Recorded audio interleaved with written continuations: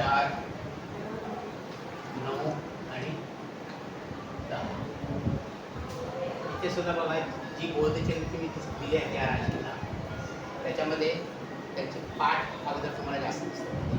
पाठीचा भाग मेंढा आहे. मेंढ्याचा पण असा चतुष्पाद प्राणी जे आहे, बहुतेक चतुष्पाद प्राणी इथे आहे. इथे कर्क राशीचा खेकडा आहे, तो सुद्धा फ्लॅटच दिसतो. पृष्ठ तो दिसतो. फक्त 9 मध्ये थोडासा कन्फ्युजन आहे की मानव राशी आहे आणि ती का पृष्ठदेय दिली आहे, कारण घोड्याची पाठ दिसते म्हणतात, तर त्याच्यावरती माणूस बसलेला आहे. खरं माहिती आहे त्याच्यात लॉजिक लागत नाही, फक्त हा एकच अपवाद आहे. आणि मगर दिले सुसत, मगर पण पृष्ठदेयच आहे, म्हणून ह्या पृष्ठदेय राशी. पूर्व क्षितिजावर उगवताना राशींच्या आकृतीची पाठ प्रथम वरती, पाठ प्रथम वरती.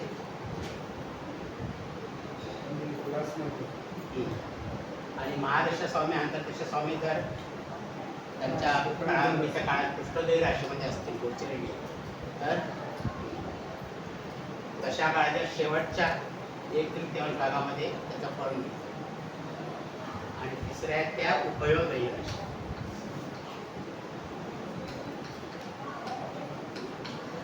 उभयोदयी हे म्हणजे कारण मीन राशी. मीन राशीची आकृती बघा, 2 मासे एकमेकांच्या विरुद्ध तोंड असलेली मासे आहेत, म्हणून त्या उभयोदयी. आणि याचा महादशा स्वामी अंतर्दशा स्वामी जर गोचरेणी उभयोदयी राशीमध्ये असेल दशेच्या काळामध्ये, तर दशेच्या मध्य भागामध्ये त्याचं फळ मिळतं त्या दशेचं. असं या शीर्षोदय, पृष्ठोदय आणि उभयोदय राशी आहे. त्याचे पण पुढे तुम्हाला प्रश्नकुंडली सोडवताना पण वेगवेगळ्या पद्धतीने याचा उपयोग करता येतो, ते तुम्हाला पुढे कळेल कसं. हे आहेत राशींचे उदय. त्याच्यानंतर राशींची परत वर्गवारी केलेली आहे, ती म्हणजे पहिले म्हणजे आधी भौतिक.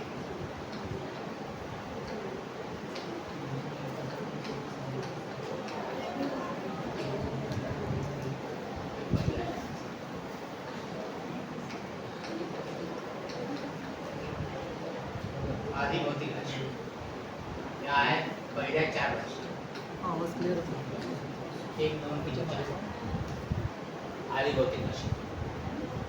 अगोदर आपण लिहून घेऊया. आधी भौतिक राशी, दुसऱ्या आहेत त्या आध्यात्मिक,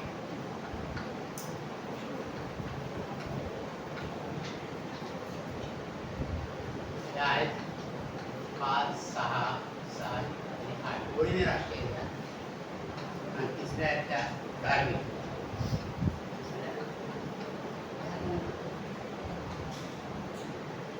धार्मिक त्या आहेत 9, 10, 11 आणि 12. 9, 10, 11 आणि 12. आता आधी भौतिक राशी ज्या आहेत,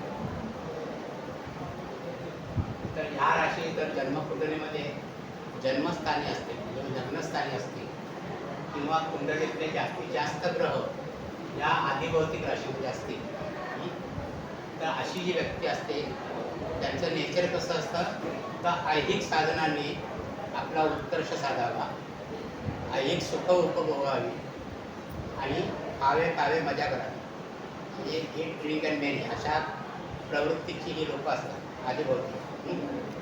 मग त्यांचं काय लॉजिक असतं जगण्याबद्दलचं, तर भूष्णीभूतस्य देहस्य पुनरागमन कुतः, म्हणजे हा देह इथेच संपवायचा आहे, परत काय पुनरागमन आपलं नाही आहे, अशी त्यांची ख्याती असते. मग जे काय उपभोगायचं आहे ते याच जन्मामध्ये उपभोगून घ्या, अशी त्यांची मनोवृत्ती आहे. म्हणून त्यांना आधी भौतिक राशी असते, आधी भौतिक.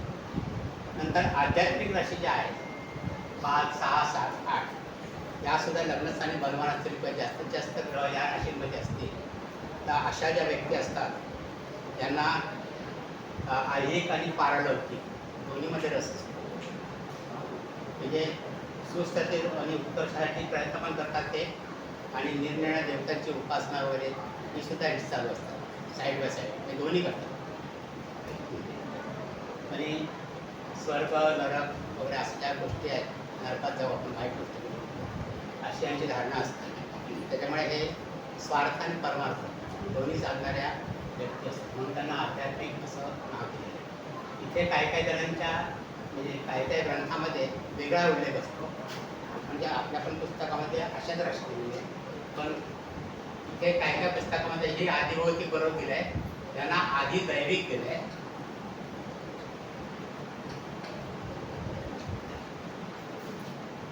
आणि ह्या आध्यात्मिक दिलेले आहे, असं असं त्यांनी एक लिहिलं आहे,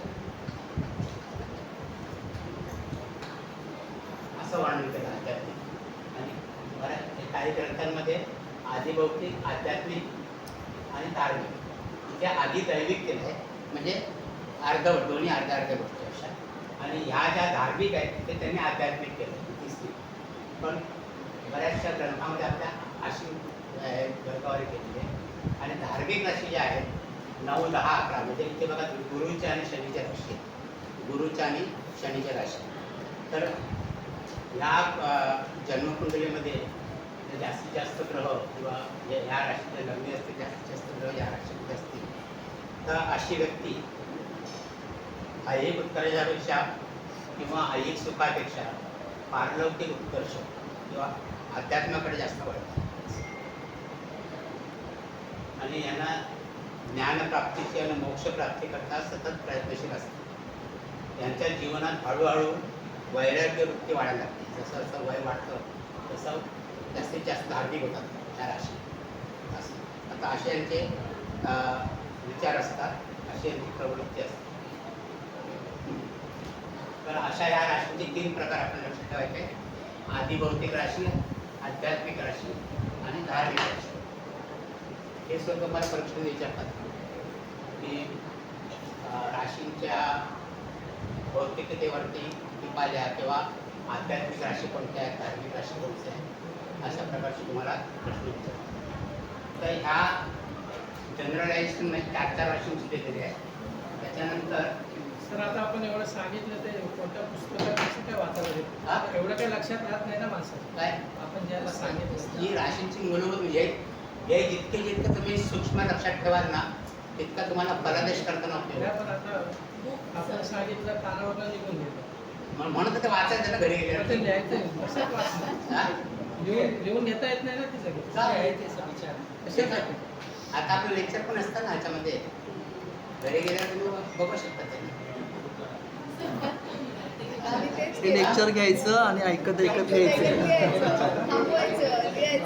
पुस्तक म्हणजे आम्ही सुद्धा पुस्तकातच घेतले 4-5 पुस्तकं एकत्र करून ते संकलन करून तुमच्यापर्यंत आणलेलं आहे. तुम्हाला तेवढी पुस्तकं वाचायला नको, तेवढे ग्रंथ वाचायला नको. आता आपण जेवढं सांगितलं ना तेवढं सगळं काय राहिलं नाही, डोक्यावर गेलं बाकी आधी दैविक, पहिल्या 4 राशी आधी दैविक, हा त्या मजा करा. दुसऱ्या 4 राशी आहेत त्या मजा. आधी दैविक म्हणजे आधी भौतिक, आधी भौतिक आणि आधी दैविक किंवा आध्यात्मिक. म्हणजे काय थोडं कमवायचं पण थोडं दान पण करायचं.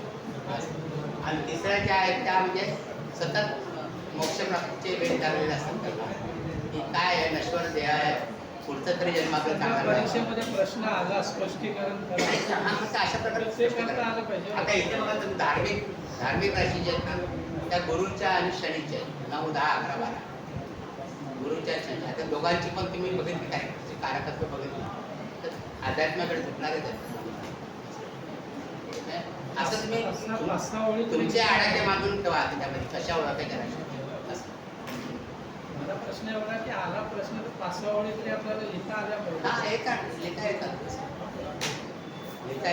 म्हणजे ही तर तुमची कल्पना शक्ती आहे. एकदा तुम्हाला क्लू मिळाले की तुम्ही त्याचा विस्तार करू शकता. नंतर ऐहिक सौख्याच्या राशी आहेत.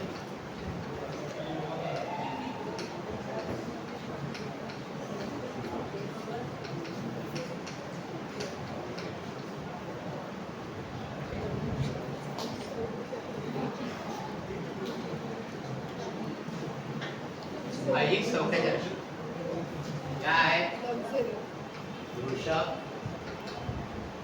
कर्क, मूळ आणि मीन.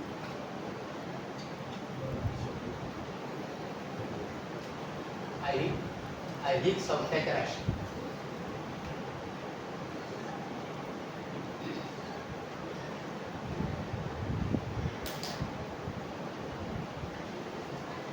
आता या राशीकडे तुम्ही लक्ष टाकलं तर बघा, वृषभ आणि तुळ राशी शुक्राची, कर्क राशी चंद्राशी आणि मीन राशी गुरुची. म्हणजे सगळ्या शुभग्रहांच्या राशी आहेत.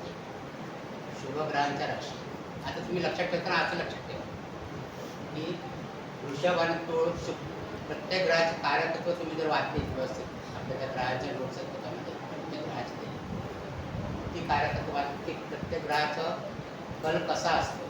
त्याच्यामध्ये वृषभ आणि तूळ शुक्राच्या राशी कशा असतात, थोडेसे विलासी उदारमतवादी अशा असतात. गुरुची मीन राशी जी आहे ती कशी आहे, ती शांत स्वभाव जलतत्वाची राशी. पण धनुराशी तशी नाही. धनुराशी म्हणजे सचोटीकडे राहते, त्याच्याकरता कधी कधी स्ट्रिक्ट पण असते. पण मीन राशी तशी नसते. असं असे फरक नसते.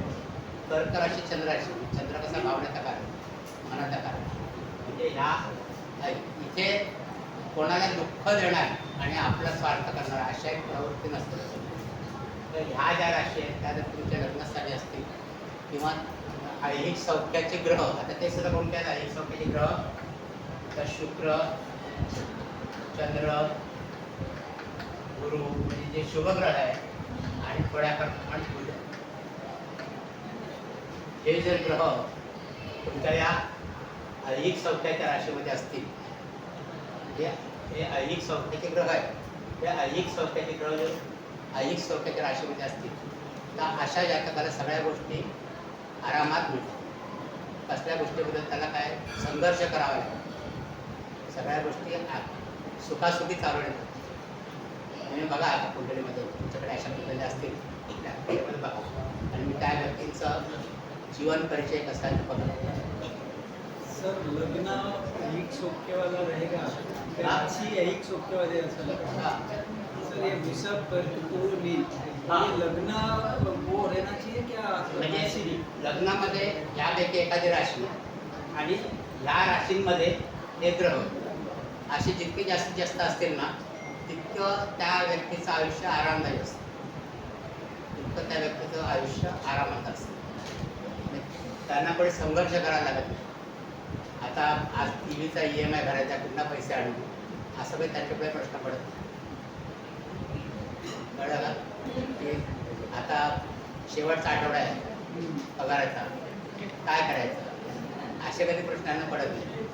म्हणजे सगळ्या गोष्टी त्यांच्याकडे आपोआप चालत आलेल्या असतात. म्हणजे पूर्वपुण्य म्हणा, वाडवडिलांची पुण्य म्हणा, वडिलांनी नातेवाईकांनी कोणाकोणाचे काका वगैरे आपली व्यक्ती वगैरे असतात त्यांनी काही संपत्तीवर ठेवलेले असते, त्यांना सगळं आरामात मिळतं. सगळं म्हणजे कसला संघर्ष करायला लागतो. म्हणून यांना ऐहिक सौख्याच्या राशी असतात. ऐहिक सौख्य. सर एक कॅज्युअल प्रश्न आहे. हां मागच्या जन्माची पुण्याई पाप वगैरे खरंच ट्रू आहे का?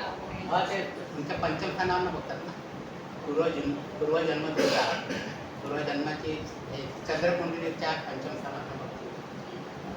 चंद्रकुंडली म्हणजे हे मान्यता म्हणजे आहे. म्हणजे पूर्वपुण्य काय आहे तुमची, त्याच्यावरती पण बऱ्याच लोकांचा अभ्यास असतो, सांगतात. तुम्ही काय काय व्हिडिओ जर पाहिले यूट्यूबवरती वगैरे तर असं ते युट्यूबवरती बघायला काही नसतं, कशावरती ट्रस्ट ठेवायचा ना ते समजतच नाही. ते खूप सांगतात. कोणावरती विश्वास ठेवायचा त्याच्यावरती. त्याच्यावर बऱ्याच सांगतात की मृत्यूनंतर व्यक्ती कुठे जाते किंवा कोणत्या ह्याच्यामध्ये कोणत्या नक्षत्रावर त्याच्यावरती ती व्यक्तीला सद्गती प्राप्त होते की नाही होते, अशा गोष्टी पण व्हिडिओ आहेत बरेच आहेत. जयश्री का राजश्रीमध्ये यूट्यूबला असतात लेक्चर. अशा असतात. तशा ऐहिक सौख्याच्या राशी आहेत ना, तशा खडकाळ राशी पण आहेत. खडकाळ राशी म्हणजे सिंह राशी आहे, मकर राशी आहे, अशा ज्या राशी आहेत, वृश्चिक राशी आहेत, त्या खडकाळ राशी.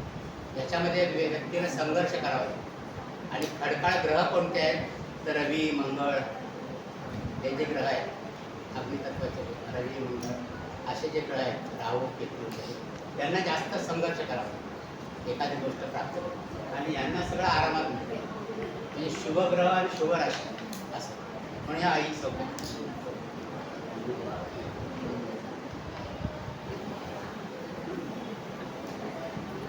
जसं ऐहिक सौख्याच्या राशी आहे तशा सौंदर्यवर्धक राशी पण आहे.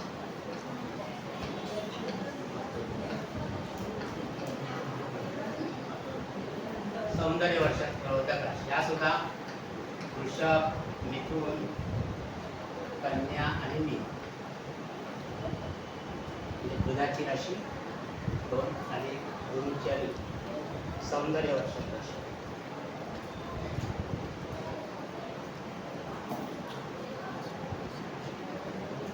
या जर राशी लग्नी असतील आणि याच्यात सौंदर्यवर्धक ग्रह असतील, सौंदर्यवर्धक ग्रह म्हणजे शुभ ग्रह, चंद्र, शुक्र असे, तर अशा व्यक्ती दिसायला सुंदर असतात. अशा व्यक्ती दिसायला सुंदर असतात. एक तुमच्याकडे कोणाच्या पत्रिका आल्या समजा तुम्हाला असं ऑब्झर्वेशन दिसलं की या राशीमध्ये शुभग्रह जास्त आहे, तर तुम्ही जी व्यक्ती तुमच्या समोर नसते तर तुम्ही आलेल्या व्यक्तीला विचारतात दिसायला व्यक्ती सुंदर आहे का. तसं कर्केचा चंद्र असतो पत्रिकेमध्ये, गोल चेहरा असतो व्यक्तीचा, म्हणजे सुस्वरूप दिसणारे असतात, गोडलेले असतात, आता तुम्ही सांगू शकता सौंदर्यवर्धक राशी. त्याच्याच विरुद्ध कुरूप राशी पण, कुरूप किंवा व्यर्थकार.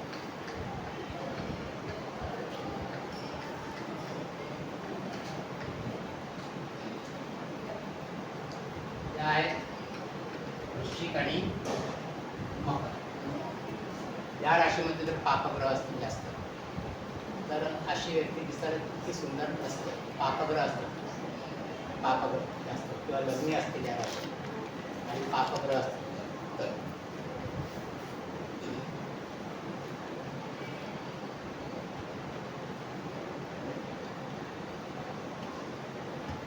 नंतर भावना प्रधान राशी असतात.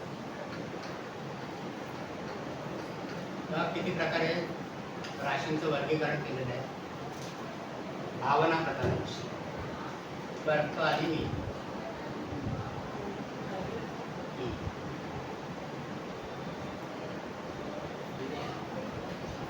जन्मलग्न जर या राशींचा असेल किंवा चंद्र या राशीमध्ये असेल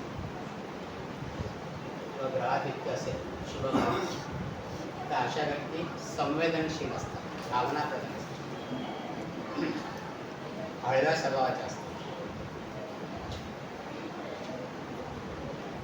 ते तुम्ही बघितलं तर बघा सगळीकडे चंद्राचं गुरुचं राशी आहे, तिथे तुम्हाला त्या बाकी मंगळाच्या वगैरे राशी दिसणार नाही, शनीच्या राशी दिसणार नाही, त्या तुम्ही एलिमिनेट करा पाहिजे.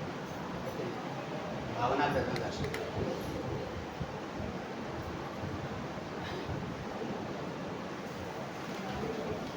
नंतर बौद्धिक राशी आहे.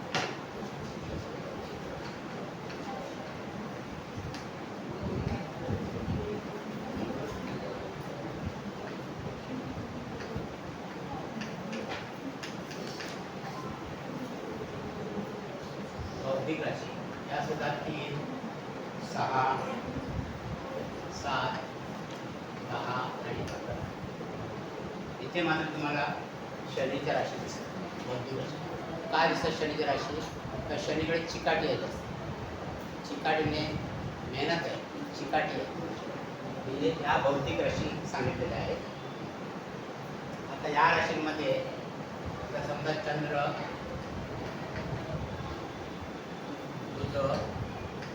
बुधाचा बुद्धीचा कारक आहे, गुरु आणि परत शुभग्रह आले, शुक्र, शनी, शनीच्या राशीमध्ये शनी आणि हर्ष.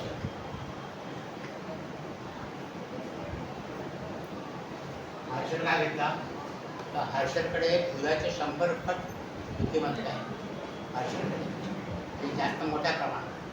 तर हे जे ग्रह आहेत हे जर या राशीमध्ये जास्त असतील जास्तीत जास्त, तर अशी व्यक्ती बौद्धिक म्हणजे हुशार असते, बुद्धिवान असते, त्यांचा IQ खूप मोठा असतो, IQ चांगला असतो.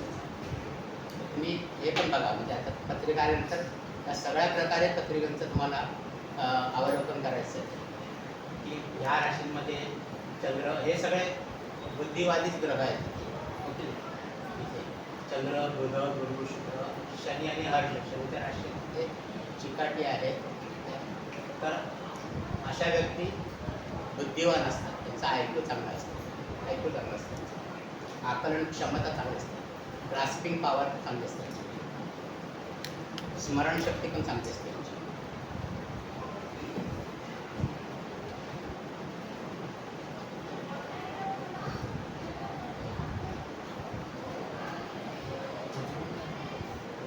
तर तशा बौद्धिक राशी आहेत. म्हणजे तुम्हाला प्रत्येक कॅटेगरी याच्यातनं कळेल की बुद्धिवान आहे कशी आहे. तसंच संगीत राशी पण आहे.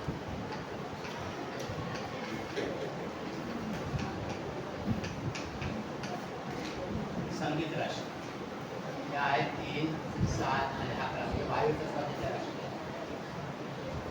ज्यांनाच ध्वनी राशी असं पण म्हणतात. ध्वनी राशी किंवा संगीत राशी. आणि याच्या जोडीला काही त्यांच्यामध्ये 2, 6 आणि 9 या राशी सुद्धा संगीत राशी अशा त्यांनी मानलेल्या आहेत. संगीत राशी.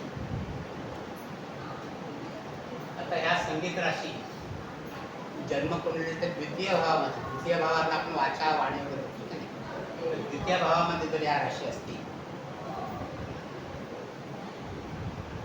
आणि पापग्रह विरहित बुध किंवा शुक्र असेल या राशीमध्ये,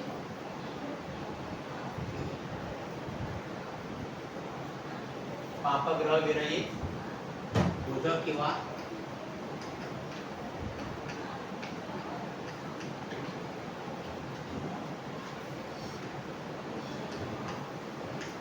शुक्र जर या राशींमध्ये द्वितीय स्थानामध्ये असतील तर अशा व्यक्तीला आवाजाची दैवी देणगी असते.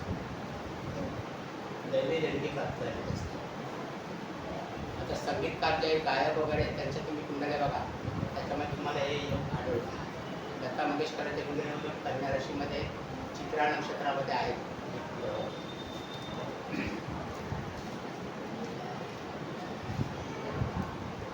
जर गुरु अशा राशीमध्ये असेल, द्वितीय स्थानामध्ये गुरु असेल, तर अशा व्यक्ती धर्मप्रसारक, कीर्तनकार किंवा उत्तम प्रवचनकार किंवा उत्तम वक्ता म्हणून त्या प्रसिद्धी मिळतात, नावलौकिक मिळतात.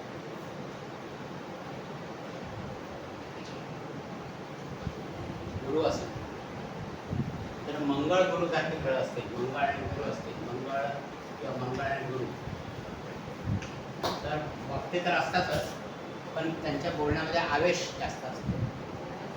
आता कीर्तनकार पण तुम्ही वेगवेगळे बघितले असेल आणि आता आपले जे कीर्तनकार गाजत आहेत ते बघा, त्यांच्या मुलीचं लग्न झालं. आता काय नाव त्यांचं? महाराज इंदुरीकर महाराज. त्यांचं कीर्तन कसं असतं बघा, आवेशपूर्ण असतं की नाही, असे हातवारे वगैरे करून. आणि अगोदरचे कीर्तनकार जर तुम्ही बघितले तर ते शांत नुसता गुरु, आणि यांच्याकडे मंगळ गुरुचा योग कीर्तनामध्ये, म्हणजे आवेशपूर्ण कीर्तन किंवा भाषणं जी असतात ते आवेशपूर्ण असतात. असा हे तुम्हाला त्याच्यामध्ये बघता येईल. त्याच्यामध्ये राशींच्या म्हणजे राशींचा किती प्रकारे आपण अभ्यास करतो, कशा प्रकारे आपण अवलोकन करतो ते तुम्हाला कळेल.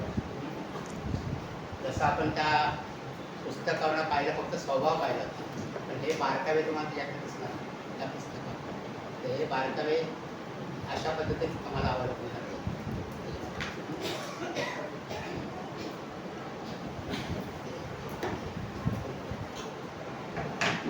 काही राशी आहे ज्यांना पशु राशी म्हणतात. पशु राशी जास्त करून चतुष्पाद राशी ज्या आहेत,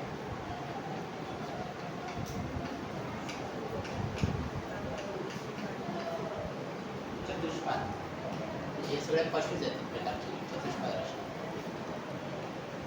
आणि त्याच्या जोडीला एक मकर राशी. मकर राशी काय? मकर राशीला काय घेतले इथे? कारण मकर राशीचं बहुतेक चिन्ह बघितलं तोंड आहे ते मृगाचं तोंड आहे, हरणाचं तोंड आहे, म्हणून ती याच्यात घेतली पशुराशी. तर आणि धनु एक आहे, धनु सुद्धा आहे, मकर आणि धनु. धनुमध्ये पण अर्धा रेषे म्हणजे घोड्याचा उल्लेख आणि चतुष्पथ राहतो, म्हणून धनु पण रेषा. तर अशा ज्या पशुराशी आहेत त्याच्यामध्ये जर ग्रहाची असेल तर व्यक्तीची प्रवृत्ती त्या त्या पशुप्रमाणे असते. आता त्या त्या पशुप्रमाणे म्हणजे मित्र असं तुम्ही धरू नका, तर त्याचा उपयोग तुम्ही वेगळा करा. आता समजा सिंह राशी असेल, सिंह राशी तर थोडासा क्रूरपणा, डिसिप्लिन किंवा डॉमिनेशन असे दिसतात त्या व्यक्तींमध्ये. शूर असतात, क्रूर असतात. वृषभ राशीमध्ये जास्त ग्रहाधिक्य असेल तर अशा व्यक्ती उद्योगी, कष्टाळू असतात. कारण बैल कसा कष्ट करतो, बैलाचे कष्ट आणि उद्योगी सारखं. सिंह म्हणजे क्रूर आणि डिसिप्लिन किंवा डॉमिनेटशिप करणारा असं असतं. तर अशा प्रकारे त्या त्या राशींप्रमाणे चतुष्पद राशींची जे वश्य आहे त्याप्रमाणे त्या व्यक्तीची प्रवृत्ती असते.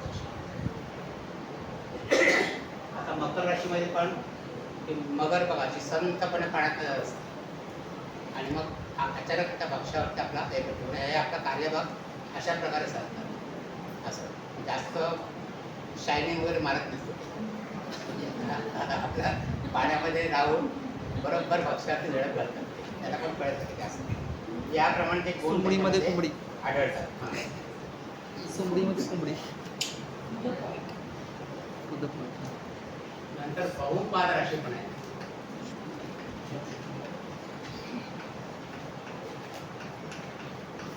त्याच्यामध्ये कर्क आणि वृश्चिक, त्यांना कीटक राशी असं म्हणतात, पाय जास्त असतात म्हणून.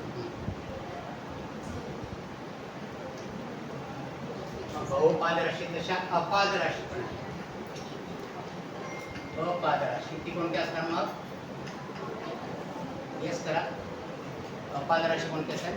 मीन. मीन. तर माशांना पाय नसेल, अपाद राशी. तसंच पायका राशी द्विदेही राशी.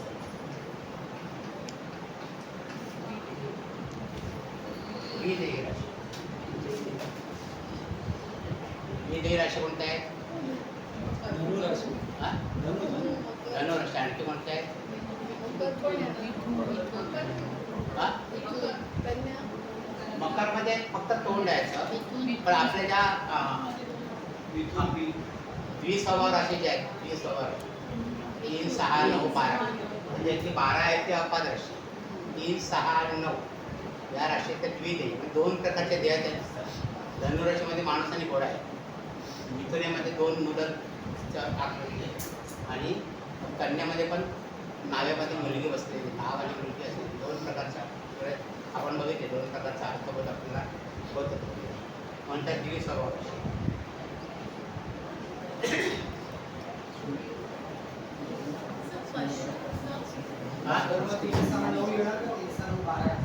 3, 6, 9, 12 म्हणजे अपाद राशीमध्ये 12. काय म्हणाल पण?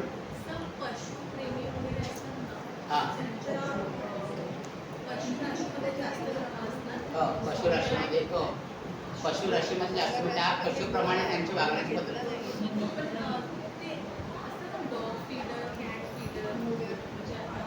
ही प्रवृत्ती झाली माणसाची. ॲनिमल लवर्स ते वेगळे. त्यांना पण त्याच्यामध्ये ते असतं म्हणजे कोणत्या प्रकारचे ॲनिमल आवडतं. आता कीटक राशीमध्ये असं काय करायला पण सरडे बिरडे पाळायची सवय असते, साप पाळायची सवय असते, ओके नाही असं. नंतर फलदायी राशी आहे.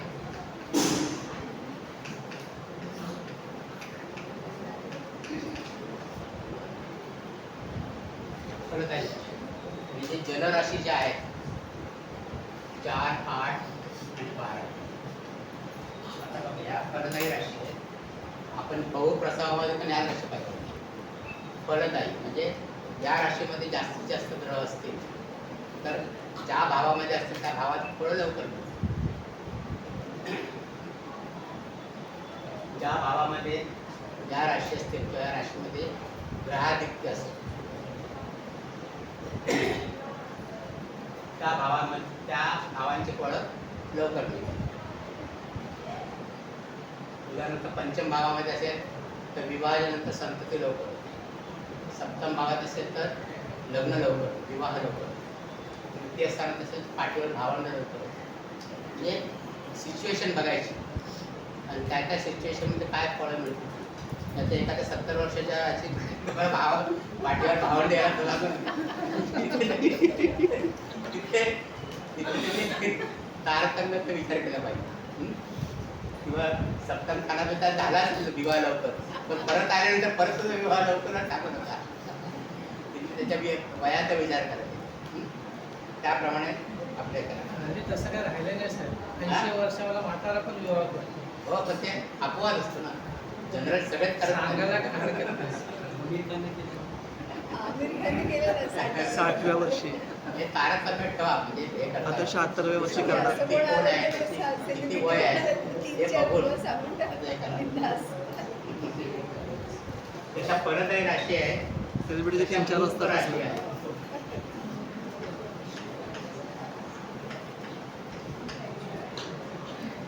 या सुद्धा 4, 8, 12 याच मुक्त राशी आहे. जलराशी 4, 8, 12 यांना मुक्त राशी असते. पण वाणीचा आणि वाचेचा कारक ग्रह कोण आहे? बुध आहे. बुध. जर कुंडलीमध्ये बुध षष्ठेश असून कुंडलीमध्ये बुध षष्ठेश असून मूक राशीत अष्टमात असेल.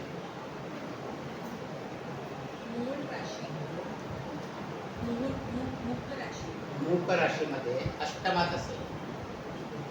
आता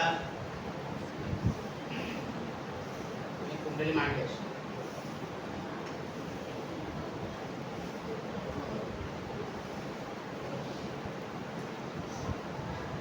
आता 6 आणि 8चा जर विचार केला तर 6 मध्ये बुधाची राशी पाहिजे आणि 8 मध्ये जलराशी पाहिजे. असं कोणतं लग्न येईल?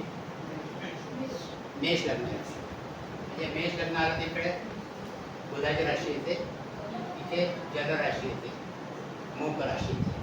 म्हणजे षष्ठेश बुध जर अष्टमात असेल इथे जलराशीमध्ये तर अशा व्यक्तीला बोलण्याचा काहीतरी प्रॉब्लेम असतो. वाचा दोष असू शकतो. जर मकर लग्न नाही मकर लग्न कसं येणार?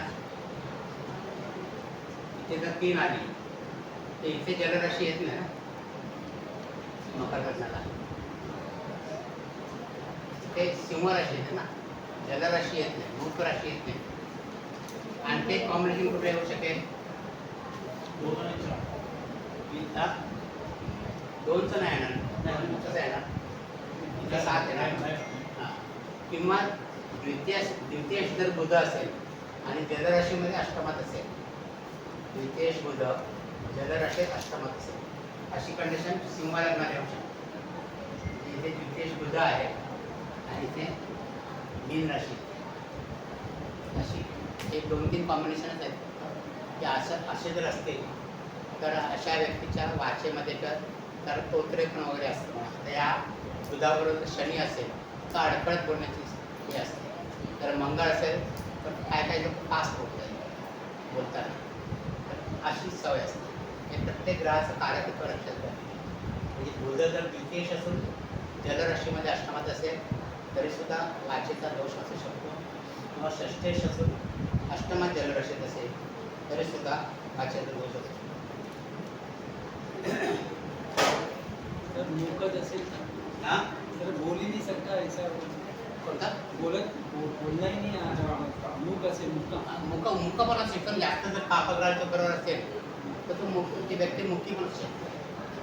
म्हणून त्याला मुक राशी म्हणतो ना. असेल तर ते चेक करा. हा काय शब्द आहे म्हणा.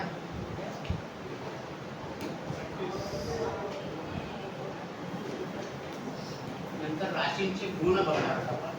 सप्तकाला आपली राशी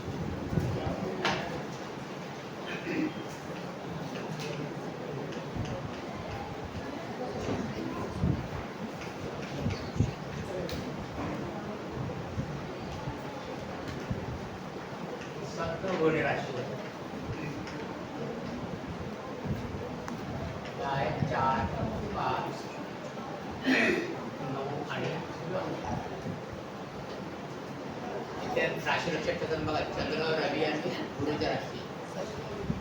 गुरुचं सत्वगुणी आहेच. चंद्रपण आणि रवी सुद्धा आपल्याचे आधारस्तंभ आहेत या कुंडलीचे.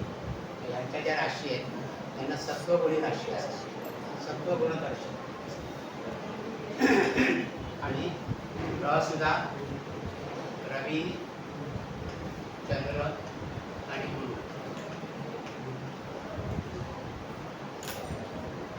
हे सत्वगुणी ग्रह आहेत. जर हे ग्रह जर सत्वगुणी राशीमध्ये असतील, तर हे ग्रह सत्वगुणी राशीमध्ये असतील तर जन्मणाऱ्या व्यक्तीमध्ये सत्वगुणांचे प्राधान्य असते. सत्वगुणांचे प्राधान्य असते. म्हणजे स्वार्थाकडे विशेष लक्ष न देता परार्थ आणि परमार्थ साधणे असे त्याचे लक्षण आहे. सत्वगुणी व्यक्ती म्हणजे मागच्या वेळेला आपण त्या धार्मिक राशींचं जे बघितलं होतं तसं त्या सत्वगुणी राशी. सत्वगुणी त्याच्यामध्ये धार्मिक राशी पण आलेले आहेत ना. या धार्मिक राशी पण आलेली. नंतर सत्वगुणी सारख्या रजोगुणी आहे.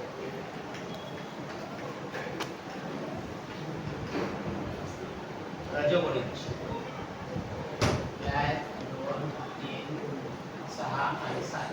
पण त्या आहेत बुधाच्या आणि शुक्राच्या राशी. असं लक्षात आहे. बुधाच्या राशी आणि शुक्राच्या राशी. आणि रजोगुणी ग्रह म्हणजेच बुध आणि शुक्र.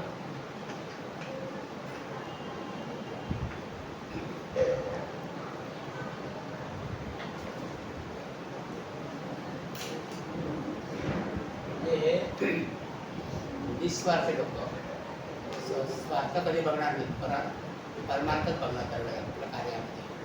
रजोगुणी म्हणजे कसं अगोदर आपलं थोडा स्वार्थ करून मग परमार्थ असं. कारण हे बघा बुध आणि शुक्र ग्रह कसे आहेत. हे व्यापारी तत्वाचे ग्रह आहेत. बुध आणि शुक्र व्यापार. आता व्यापारी कधी स्वतःचं नुकसान करून तुम्हाला कन्सेशन देतो म्हणून सांगितलं तर स्वतःचं नुकसान करून कन्सेशन देणार. तसं हे रजोगुणी राशी म्हणजे अशी प्रवृत्ती असते की वाईट नाही पण स्वतःचं म्हटलं स्वतःकडे राहावं मग नंतर हे सगळं उपकार करतो. आणि बाकी जे आहेत तमोगुणी.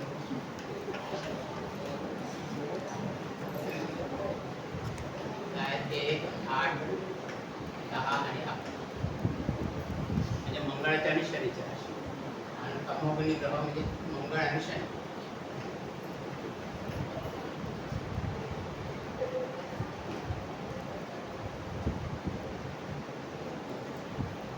आणि जर बुध सुद्धा असेल यांच्याबरोबर बुधाची प्रवृत्ती विषय तो ज्या प्रकारच्या ग्रहाबरोबर असेल त्याप्रमाणे पडतो.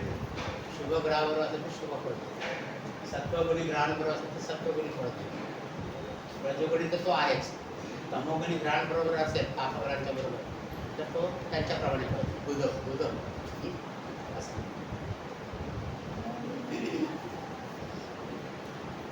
त्यांच्या जोडीला राहू आणि केतू पण येतात.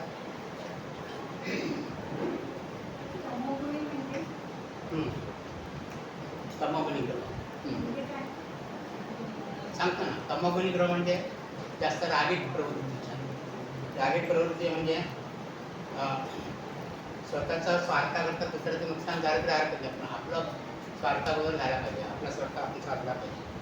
त्याकरता दुसऱ्याचं नुकसान झालं तरी हरकत नाही अशी प्रवृत्ती असते. आणि हे ग्रह या प्रकारच्या राशीत असतील तर नुसतं एकच धरू नका. तमोगुणी राशी म्हणजे मेष राशी असते व्यक्ती असेल सर त्याच्यामध्ये त्याच्या जोडीला हे ग्रह पण तिथे पाहिजे त्या राशीमध्ये.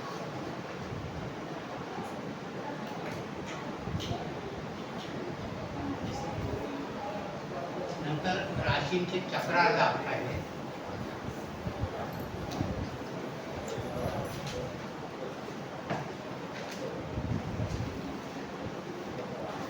आपण ज्यावेळेला राशींचं ध्येय केलं होतं प्रत्येक ग्रहाला कोणत्या राशीला आपण दिल्या त्यावेळेला आपण एक स्टोरी तयार केली. त्यावेळेला रवी आणि चंद्र 2 ग्रह घेतले ना आपण, राजा आणि राणी. आठवतं ना तुम्हाला? आणि मग त्यांनी आपल्या मंत्रिमंडळाचा हे केलं कोण कोण आहेत त्यावेळेला कोणत्या राशीत ते रवीची 5 नंबरची राशी इकडे 4 आणि रवीने आपल्या पुढच्या राशी सगळ्या दिल्या होत्या म्हणजे 5, 6, 7, 8 आणि 9 आणि 1, 2, 3, 4, 5, 9 आणि 10 आणि ते 4, 3, 2, 1, 12 आणि 11 अशा राशींचा वाटा केला होता ना प्रत्येक ग्रहाला.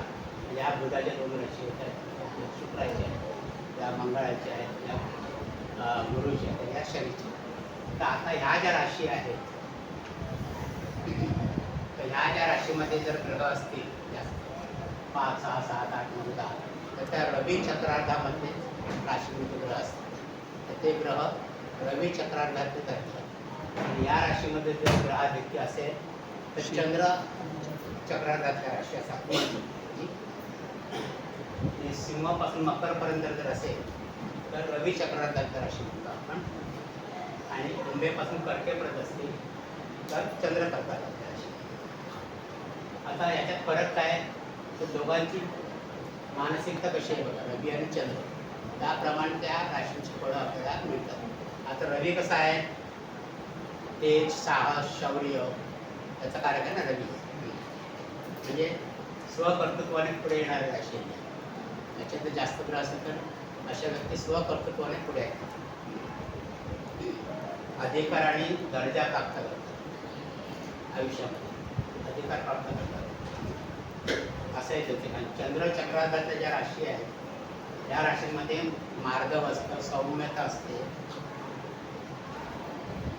आणि दुसऱ्यांच्या आश्रयाने आणि मदतीने पुढे येणाऱ्या राशी म्हणजे स्वतःच्या इतर पुढे येत नाही तर यांना कोणाची तरी मदतीची जरूर पडते. म्हणून अशा या चंद्र ह्या मवाळ असतात राशी, संवेदनशील राशी आहेत त्या.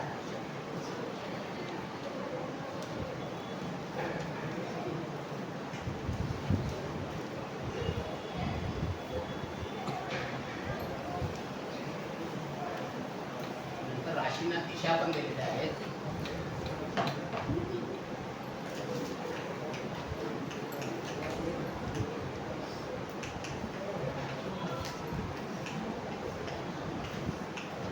राशींच्या दिशा पण दिलेल्या आहेत. त्यापैकी 1, 5, 9 या राशी कोणत्या आपण कोणत्या पाहिल्या या त्रिकोण पाहिल्या त्या राशींची. त्या कोणत्या त्रिकोणाच्या राशी आहेत? धर्म त्रिकोण. धर्म त्रिकोणाच्या राशींना पूर्व दिशा दिलेली आहे.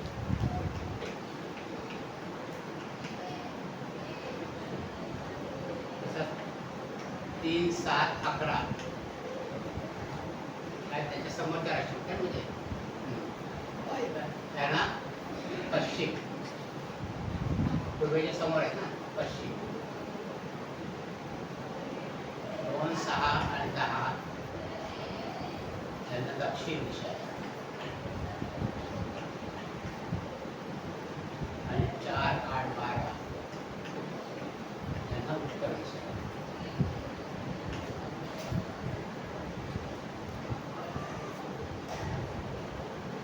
त्रिकोणाची टोकं आपण तशी बघितली ना 1, 5, 9 मध्ये वर आहे त्रिकोणाचं खाली येतं 3, 4, 8, 2, 6, 10 म्हणजे दक्षिणेकडे आणि उत्तरेकडे अशा या दिशा आहेत.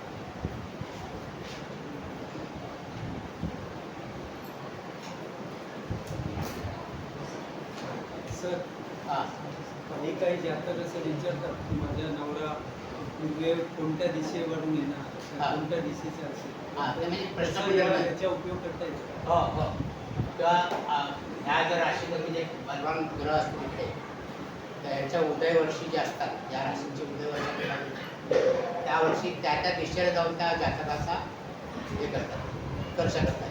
किंवा त्या राशी जर बिघडलेल्या असतील तर त्या दिशेला जाऊन त्यांचा अपकर्ष होतो असं असं.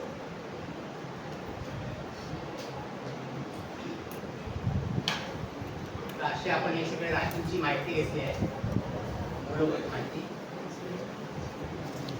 ही तुम्ही तुमच्या करादशात कशा प्रकारे वापरता त्याच्यावरती सगळं अवलंबून आहे. त्याच्यात काय तुम्हाला शंका असेल तर विचारा मला. आतापर्यंत आपण जे काही शिकलो त्याच्यात काही शंका आहे का तुम्हाला? हां, खडकाळ राशी म्हणजे सिंह राशी जी आहे, सिंह मेष, सिंह, नंतर मकर राशी, त्या खडकाळ राशी. त्याच्यामध्ये जर ग्रहाधिक्य असेल तर जास्त मेहनत करावी लागते, तरच फळ मिळतं. असं मेहनतीने फळ मिळतं. सर हां कामुक राशी कुठली असते? हां, कामुक राशी कामुक राशी काय? कामुक याचे 3 7 11 आहेत ना, काम त्रिकोणाच्या राशी. नहीं सर, सेक्स के प्रति उसका ज़्यादा वो होता है. हां, त्याच्यामध्ये कामुक राशीपेक्षा ग्रह बघायला पाहिजे त्याच्यामध्ये. म्हणजे जर ग्रहांचं युती मंगळ शुक्र, मंगळ